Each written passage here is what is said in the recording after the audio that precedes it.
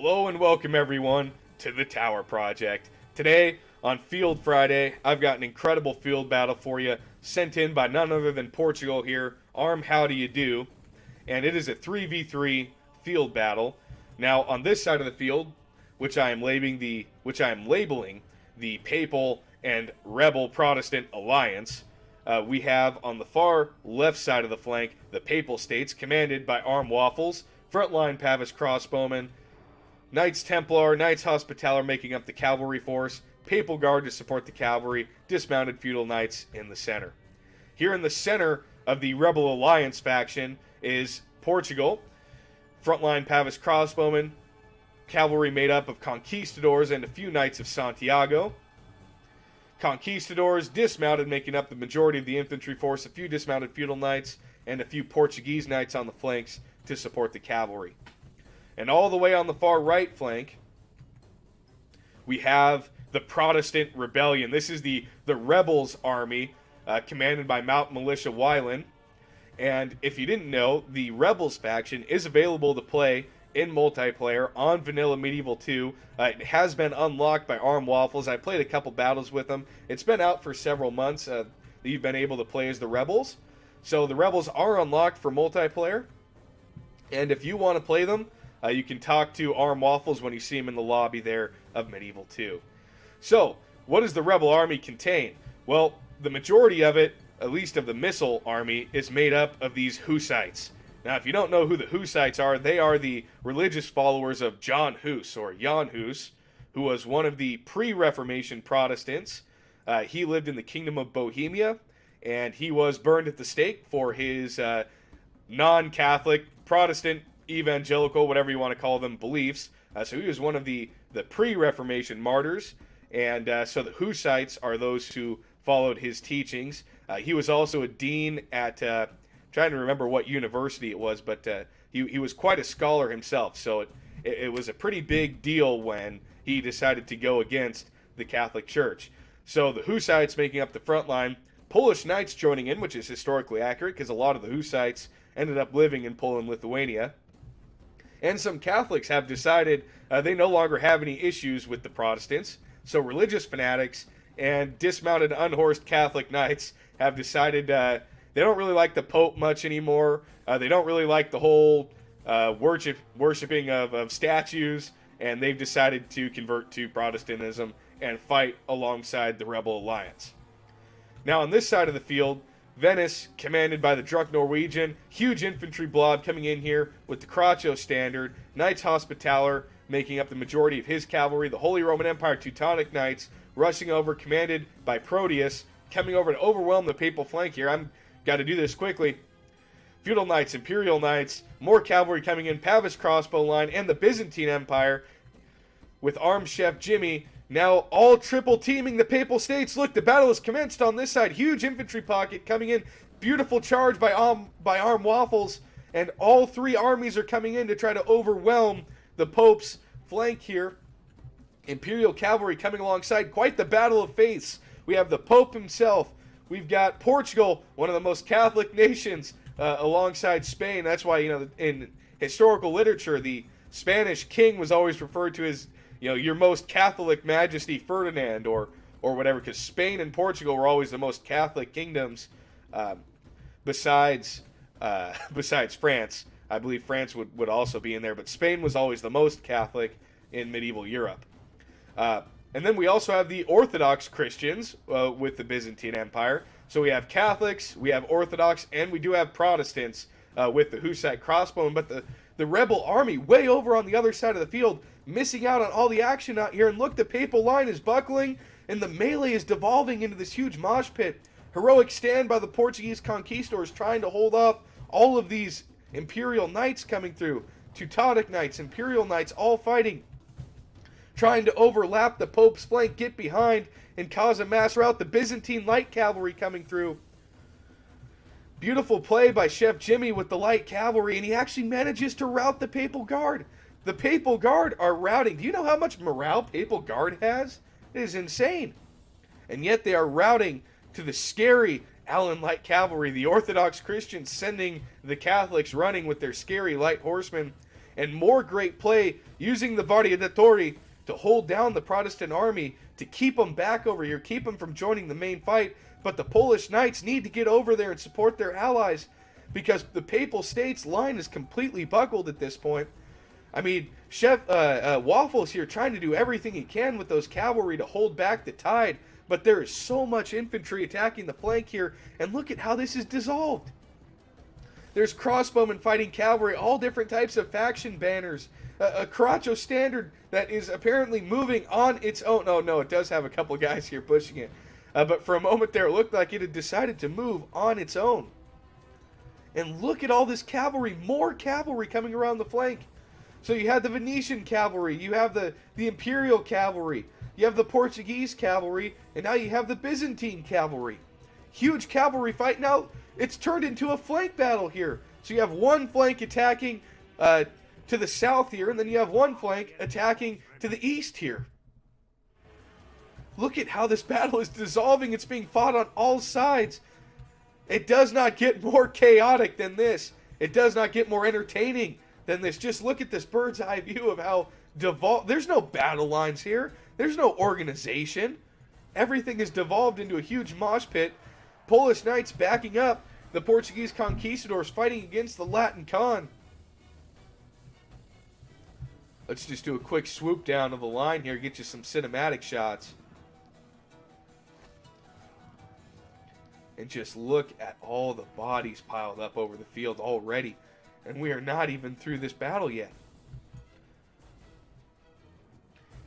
Another good play by the Byzantine Empire, using his Varangian Guard to take down these Papal cavalry. That's the nice thing about these Varangian Guard. They have the effective against armor trait and a very high attack, so they can get through the armor of these knights very effectively. But good charge over here, basically deleting that feudal knight unit. And the rebel army is still way back here.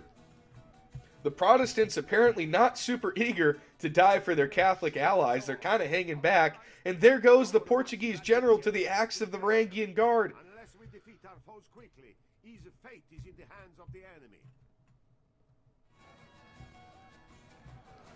And the Venetians rallying around their standard, holding their ground, but getting charged by the Templar Knights. Allen light cavalry coming in, surrounding the Papal cavalry. And look, there's troops all the way back here. Varangian Guard chasing off these Papal Guard. Battle of the Guards, the best of the Catholic Guard versus the best of the Orthodox Guard. I'm pretty sure the Varangian Guard would totally destroy the Papal Guard in a one-on-one fight, but that's beside the point. Papist crossbowmen here trying to give some overwatch fire. And look, the rebel army has completely now enveloped the Imperial Alliance, and the Hussite crossbowmen firing their bolts of Protestantism into the flanks of the Venetians and the Byzantines, and the Byzantine army is beginning to buckle to the weight of the Flemish pikes and the unhorsed knights. Such a chaotic, insane, infollowable battle. The enemy are badly blooded. They have lost half their men. And there's still a huge line of Papist crossbowmen here from the Portuguese army, firing down again, trying to provide some more overwatch fire into this battle. And now the Byzantine soldiers coming through. They've broken completely through the Papal line here. And now the battle has really taken shape over on this eastern flank. Imperial troops fighting against conquistadors. And the rebels have broken through the Byzantine line. Venetian cavalry over here taking out... oh yeah, here we have some Catholic knights giving the sword of Catholicism to these Protestant rebels, sending the heretics straight to the pyre. But over here, the Hussites giving it right back to the Catholic knights. The enemy general flees like the... Oh man, look at them totally destroying the Knights Hospitaller with those crossbows. And so quite the religious battle going on here. A lot of enmity over different faiths being completely doled out in this battle. And the hordes of the Protestant rebellion are overtaking these Venetian knights. And even though they've rallied around their standard, they cannot stand up to the overwhelming numbers of the Protestant rebellion. But more good play with these light cav from Chef Jimmy, showing just how great of a player he is, utilizing these Byzantine cavalry so well. Beautiful charge right into the Pavis crossbowmen.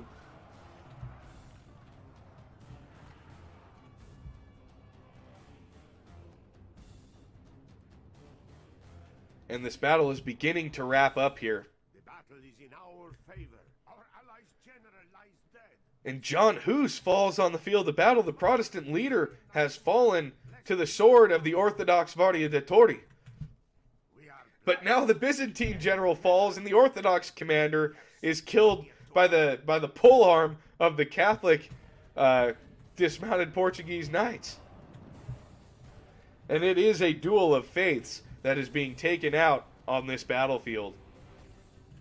And it does somewhat appear like the last remaining force does seem to be the Hussite rebellion here, a few Catholic conquistadors as well.